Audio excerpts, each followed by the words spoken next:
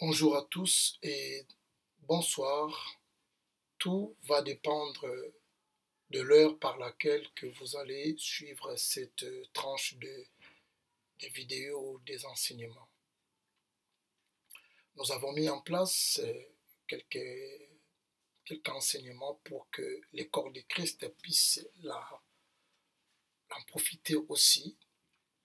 Et nous sommes en train de parler sur les disciples en français.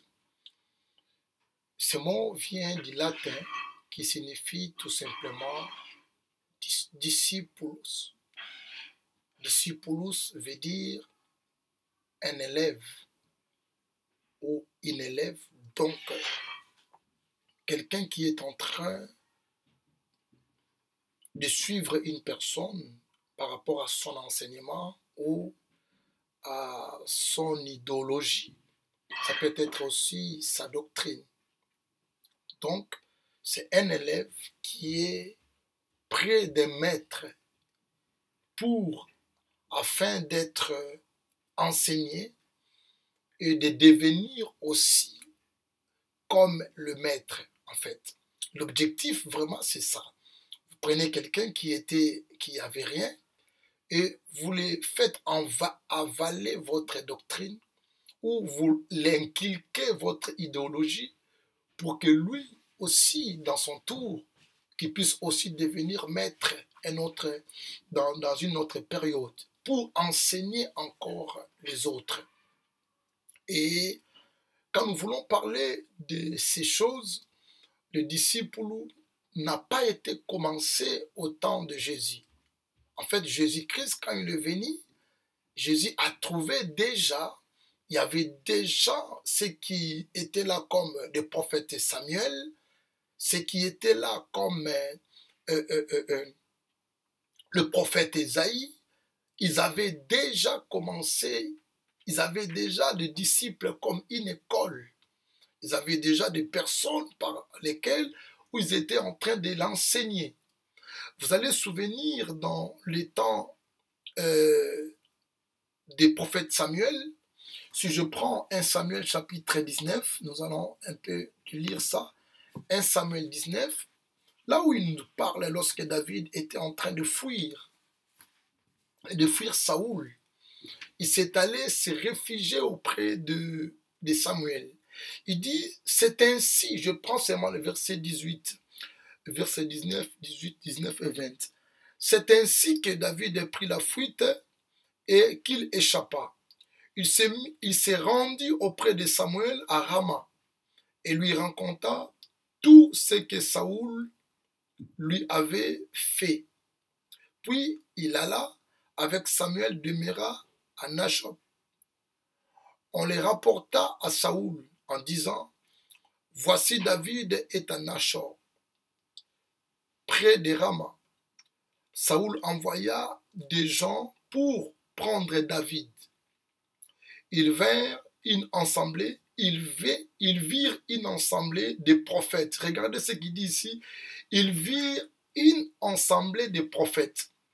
C'est-à-dire cette assemblée-là, ce n'était pas une assemblée de gens mélangés. C'était absolument une assemblée des élèves de Samuel qui sont là en train d'apprendre comment il peut commencer à prophétiser. C'était en fait les disciples de Samuel qui étaient dans une assemblée parce que Samuel, pour dire bien, il avait une sorte d'une école là où il était en train d'enseigner les gens comment prophétiser et comment aussi devenir comme lui. Donc, si nous regardons bien, lorsque nous voulons faire des disciples, le maître, il fera tout possible que ces disciples-là de devenir comme lui-même, de faire des choses comme lui, d'être comme lui. C'est ça, c'est vraiment l'idéologie d'un maître lorsqu'il voulait en train de préparer les disciples. Et là, les disciples étaient en train, il dit, une assemblée des prophètes et une assemblée de prophètes qui prophétisaient ayant Samuel à leur tête. Vous voyez, il dit et ayant Samuel à leur tête. Ça veut dire le maître était Samuel et toute l'assemblée là, c'était comme des disciples de Samuel. Et en même temps, l'Esprit de Dieu saisit les envoyés de Saoul et ils se mirent aussi à prophétiser eux-mêmes. Les gens sont venus juste pour arrêter David, qui était, ces gens étaient envoyés par Saoul. Parce que Saoul a eu des conflits entre Saoul et David. Vous connaissez bien le conflit qui était là. Mais David se réfugia vers Samuel. Et en même temps, Samuel avait une école des disciples, école de prophètes. Il travaillait ces gens pour qu'ils deviennent des prophètes aussi comme lui, pour qu'ils commencent à prophétiser comme lui. Et au moment que les gens de Saoul sont venus et entrés dans l'assemblée là, des élèves, des disciples, en écoutant aussi en même temps les enseignements, et du coup, eux aussi, ils commencent à prophétiser. Vous voyez? Donc, Saoul a envoyé encore deuxième groupe, il a envoyé encore troisième groupe, et tous ceux qui sont venus dans cette assemblée-là, ils ont commencé à prophétiser. Ici, je n'aimerais pas m'étarder là, mais juste pour vous montrer que les disciples n'ont pas commencé au temps de Jésus. Jésus a trouvé déjà l'école des disciples. Jésus a trouvé ça déjà. Et quand nous voulons parler encore une fois dans le livre d'Ésaïe je prends chapitre 8, dans le verset 16, il dit ceci: enveloppe cet oracle, scelle cette révélation parmi mes disciples. Devant Ésaïe, et quand nous regardons Ésaïe, c'est 500 ans, 5 siècles avant l'apparition ou la venue du Seigneur sur la terre. Mais vous voyez déjà ici, Ésaïe est en train de dire, enveloppe cet oracle, le Seigneur est en train, enveloppe cet oracle, scelle cette révélation parmi mes disciples. Donc, on voit déjà les mots disciples qui étaient déjà là depuis l'ancienne alliance.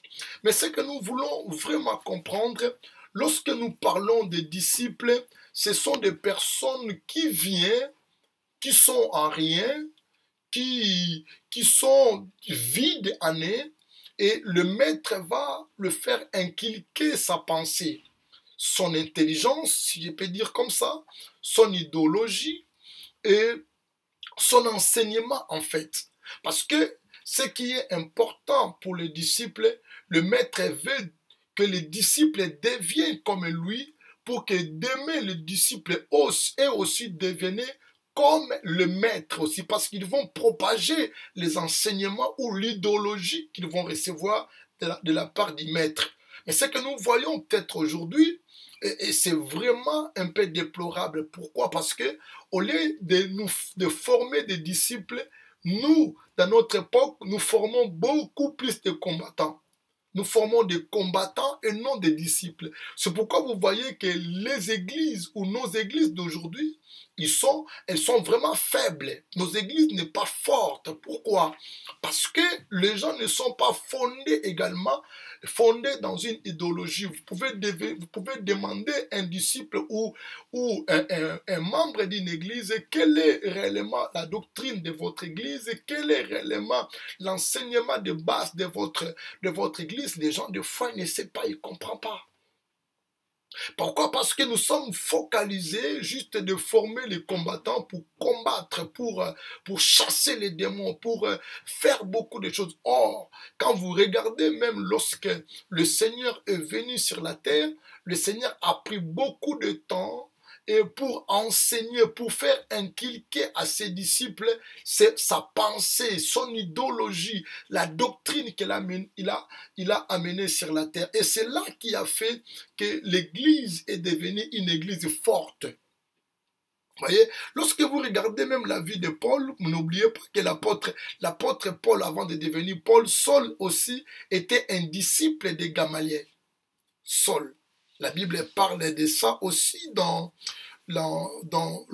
Actes chapitre 22. Si nous prenons les premiers versets, « Hommes, frères et pères, écoutez ce que j'ai maintenant à vous dire pour ma défense. » Lorsqu'ils entendirent qu'il leur parlait en langue hébraïque, ils redoublèrent de silence et Paul dit, « Je suis juif, né à Tars, à Cilicie, mais j'ai été élevé dans cette ville ici et instruit au pied des Gamaliel. » Il a dit instruit auprès de Gamaliel dans la connaissance exacte de la loi de nos pères, étant plein de zèle pour Dieu comme vous l'êtes tous aujourd'hui. L'apôtre Paul était un disciple de Gamaliel. Le Paul que vous le voyez aujourd'hui est devenir un grand apôtre, un serviteur que Dieu a utilisé, mais il était un disciple de Gamaliel. Donc pour comprendre bien, lorsque nous sommes des disciples du Seigneur, nous devons comprendre que le Seigneur, quand il est venu, il a pris 3 ans et demi même, en train de enseigner les disciples son idéologie, son enseignement à lui. Les gens croyaient aussi en même temps au Dieu qui est au ciel, au Dieu d'Abraham, d'Isaac et de Jacob. Mais lorsque lui, il est venu, il a amené son enseignement auprès des gens pour dire que je suis le chemin, la vie et la vérité. Donc celui qui vient à moi, personne ne peut venir au Père sans passer par moi. Donc il est en train d'enseigner une doctrine où les gens voyaient que ça, c'est un démon. Ça, c'est une doctrine que nous n'avons jamais entendu ça. Il dit, moi et mon Père, nous sommes un. C'est mon Père qui m'a envoyé ici sur la terre pour faire sa volonté. Mais lorsque les Juifs voyaient que Dieu ne peut jamais engendrer, c'était tellement de la folie pour le principal sacrificateur. C'est pourquoi certaines personnes qui déchiraient leurs vêtements par rapport à la doctrine ou à l'enseignement que Jésus a amené. Donc c'était un enseignement nouveau pour les Sadducéens, c'était nouveau pour les pharisiens, c'était nouveau pour toutes sortes de juifs qui étaient là. Donc Jésus a voulu quand même introduire son enseignement, malgré il y avait beaucoup de l'opposition, mais parce qu'il savait que son enseignement est vrai. Son enseignement vient du Père et Jésus continue toujours à enseigner et continue toujours à percer toujours. Et voilà, aujourd'hui, que cet enseignement de Jésus ou son idéologie et sa doctrine est venu même jusqu'à nous aujourd'hui. Et aujourd'hui, jusqu'à présent, dans ce 21e siècle que nous sommes, vous allez comprendre que c'est l'enseignement de Jésus est au-dessus de tout d'autres enseignements. Jésus est prêché partout, son enseignement est prêché dans tout cette planète Terre, partout dans le monde, pour dire que Jésus, c'était un vrai leader. Un vrai leader, il fait inculquer son enseignement et ça reste dans la tête des gens. Vous voyez? Donc, je peux dire que Jésus, c'était un vrai leader. Et lorsque nous parlons d'un disciple, le disciple, c'est un élève qui vient au pied de son maître pour suivre également les enseignements de son maître. C'est vrai, vous pouvez être convaincu ou pas convaincu, mais lorsque vous venez dans la vie où le maître vous appelle, vous venez au pied d'un homme ou d'une personne qui vous enseigne et c'est à là vous devenez son disciple à lui. Et peut-être dans l'objectif est que demain aussi vous devenez des maîtres. C'est vrai, les gens venaient écouter l'enseignement de Jésus, mais ce n'était pas tout le monde qui a accepté cet enseignement. Donc les gens voyaient que ce que lui parlait, ce n'était pas juste. Ce qu'il disait, ce sont des choses où ils n'ont jamais entendu. C'est pourquoi certains qui disaient que quelle est cette nouvelle doctrine qui vient de nous amener. C'est pourquoi certaines personnes qui cherchaient même à les lapider, certaines personnes qui cherchaient même à le faire tuer. Pourquoi? Parce que la doctrine que le Seigneur a amenée, c'était une doctrine, une nouvelle doctrine. Donc quand nous parlons de la doctrine, nous parlons tout simplement de l'enseignement, le courant de pensée, hein, on peut dire aussi comme ça. Donc c'était une doctrine qui était un peu différente de ce que les Juifs ou les Israélites étaient en train, ce qu'ils connaissaient depuis leur naissance ou bien pendant qu'ils étaient en train de grandir. Donc, lorsque on l'appelle comme disciple, la première des choses à savoir, nous venons d'abord pour être enseignés, afin que nous soyons solides. Ce que nous devons faire, premièrement, nous devons bien suivre les cours pour que la matière entre en nous et qu'il reste.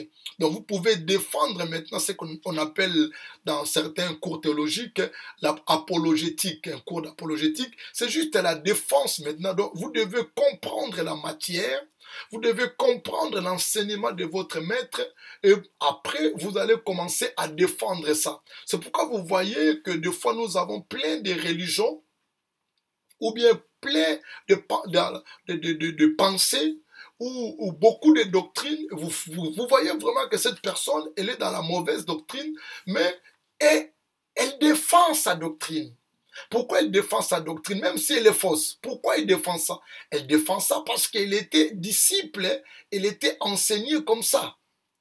Donc, chaque personne ou bien chaque maître a ses disciples à lui, même lorsqu'ils sont dans le faux.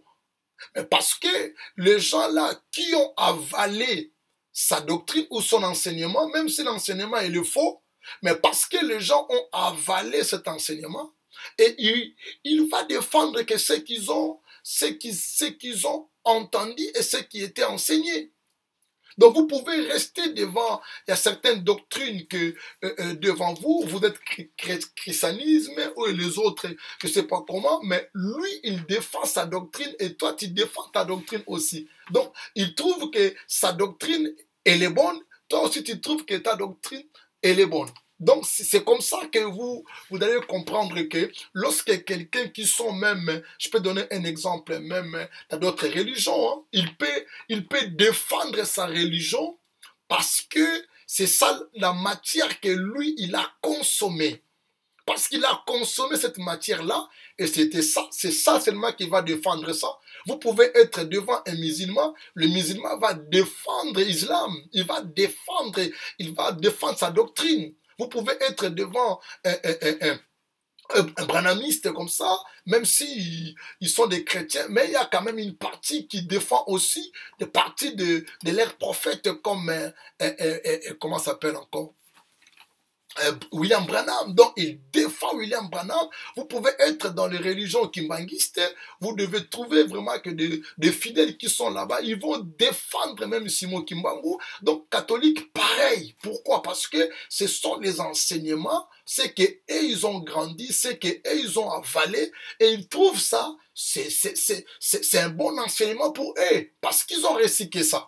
Les jours peut-être que le Seigneur va le visiter, peut-être va dire que non, il peut peut-être pour dire, ah maintenant j'ai reçu vraiment l'enseignement qui est vraiment le vrai enseignement de notre Seigneur Jésus-Christ. Donc, lorsque quelqu'un défend sa religion, c'est tout à fait normal, vous devez comprendre, c'est normal parce que c'est ça, ce qu'il a réussi. Donc, le problème est dit ici, faites des disciples dans l'idée que d'introduire l'idéologie, comme je viens de dire, l'idéologie de quelqu'un à l'individu, dans le but que lui aussi puisse propager cet enseignement.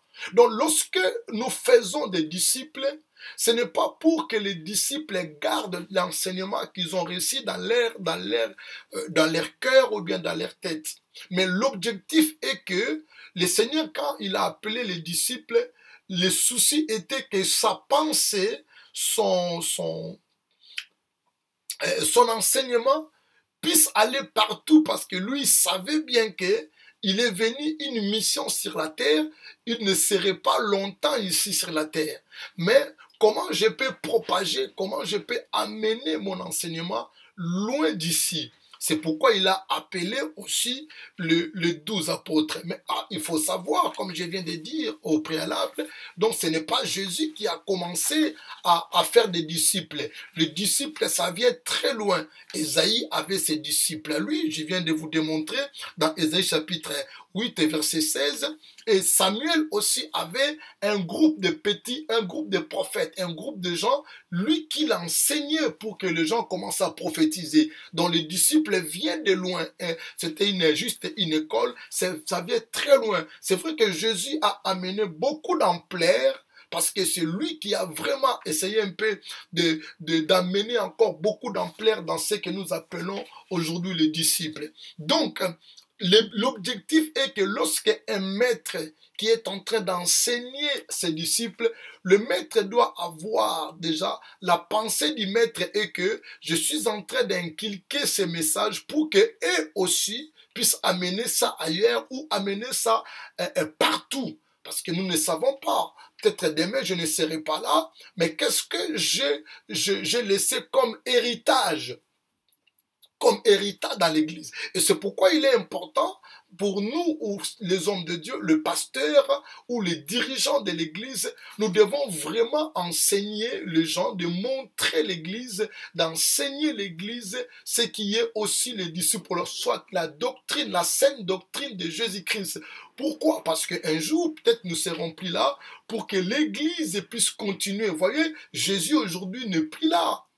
Il n'est plus là en chair, mais son église continue. Pourquoi l'église continue? Parce qu'il a bien enseigné sa doctrine. Il a bien introduit son enseignement à ses disciples. Et c'est ça l'importance vraiment d'être un maître qui a le souci de faire introduire, de faire pénétrer son enseignement. Lorsque les gens ne comprennent pas ton enseignement, et c'est pas bon aussi tant qu'un maître. Le maître, tu dois faire tout possible que tes disciples, tes élèves puissent bien comprendre les enseignements. Pourquoi? Lorsqu'il comprend bien les enseignements, il peut bien défendre ça et il peut bien aussi enseigner les autres. C'est pourquoi après 3 ans et demi, Jésus, il voyait que les disciples étaient devenus capables et maintenant ils pouvaient y aller. Ils étaient au nombre de 72 même, ils sont arrivés 72. La Bible dit, il a envoyé même 2 AD. Il dit, allez et prêchez la bonne nouvelle et il a ajouté encore la guérison, etc. Mais ce qui était primordial d'abord, qu'ils puissent avaler l'enseignement de Jésus parce que lorsqu'ils vont aller ailleurs, ils vont pas seulement commencer à chasser les démons, mais ils vont d'abord enseigner, ils vont d'abord parler. C'est pourquoi dans Matthieu chapitre 28, verset 18 à 20, nous lisons ça quand même. C'est un verset, c'est un récit qui est bien connu. Matthieu chapitre 28, nous lisons à partir du verset 18.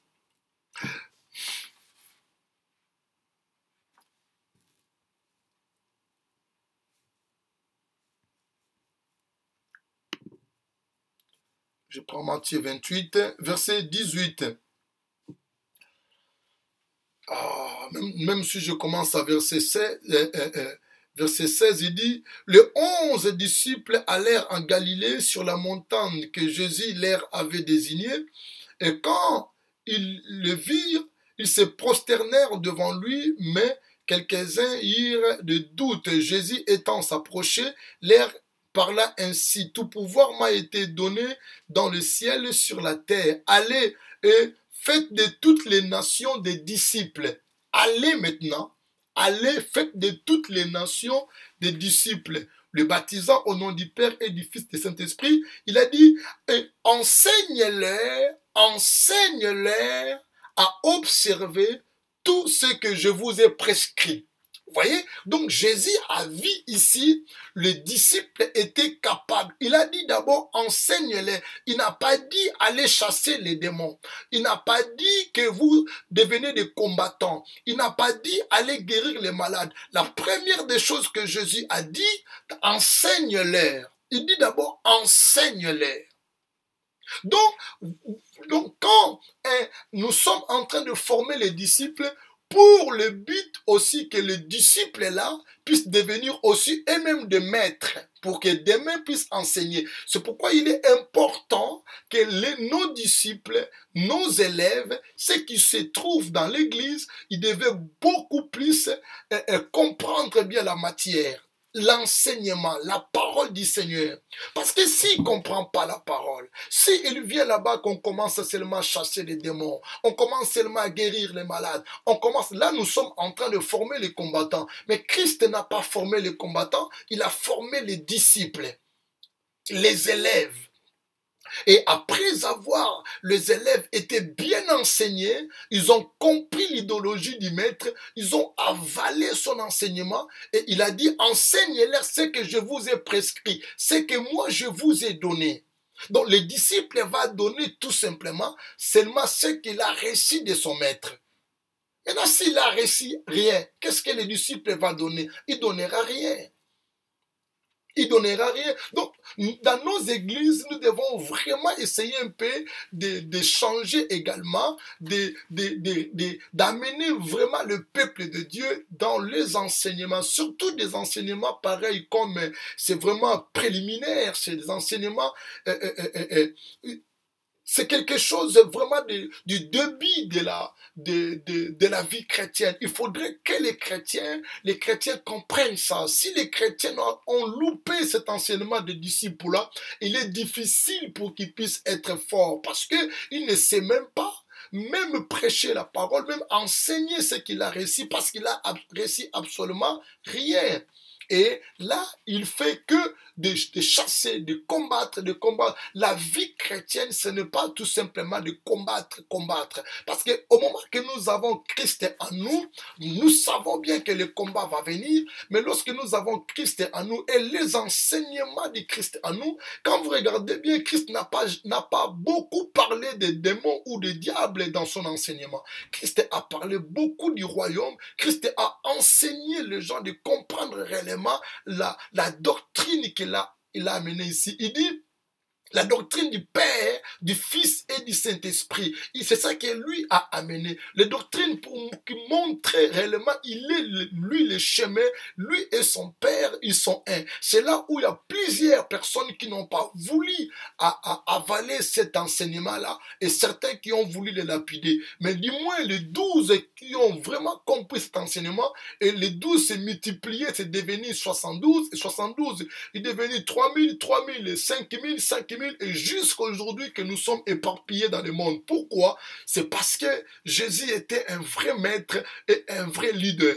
Il savait ce qu'il était en train d'enseigner. Il était lui-même convaincu que son Père qui l'a envoyé et son enseignement était vrai. Et malgré l'opposition, mais parce que son enseignement était vrai, et Christ a insisté par rapport à cela. Il dit, enseignez-les à observer tout ce que je vous ai prescrit. Apparemment, les disciples déjà, il observait les enseignements du maître. C'est pourquoi il dit, enseignez-les. Ce que vous avez reçu de moi, allez enseigner aussi aux autres. C'est ça le rôle d'un disciple. Donc, vous prenez quelqu'un de néant, de rien, et vous le faites introduire l'enseignement, la doctrine du Christ à la personne. Vous transformez la personne, il comprend bien la matière et c'est elle aussi, maintenant, elle va aller annoncer ça ailleurs, à d'autres personnes, pour que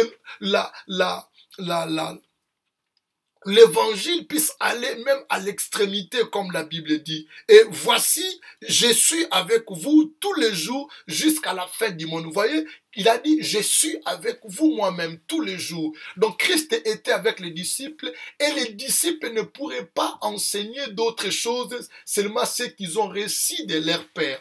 En dehors d'une révélation, bien sûr, mais la révélation doit être toujours en connivence toujours avec la matière que vous avez reçue et pas seulement une révélation erronée, une révélation qui vient je ne sais pas où, même lorsque nous sommes de la révélation, mais à comprendre que la base de l'enseignement ne peut jamais être changée, ce que nous avons reçu du maître. Ce que nous avons réussi d'y mettre, c'est ce que nous allons donner aussi aux autres. Et c'est ce qui est important, que les hommes de Dieu ou le maître, donc être le maître, ce n'est pas forcément être un homme de Dieu. Hein. Donc, quelqu'un peut être aussi diacre, quelqu'un peut être aussi un ancien, quelqu'un peut être aussi un frère qui a bien reçu la matière, il peut aussi enseigner les autres. Ce qui est important seulement de recevoir à ton maître, et toi aussi tu donnes aussi aux autres. Donc c'est ça, le disciple là est en train de grandir, d'aller de gloire en gloire, de progrès en progrès. Et l'enseignement de Jésus est en train d'aller jusqu'à l'extrémité de la terre. Que Dieu soit béni pour ce temps que nous venons prendre avec vous. J'espère que nous allons continuer cet enseignement des disciples-là. Et je m'arrête là pour aujourd'hui.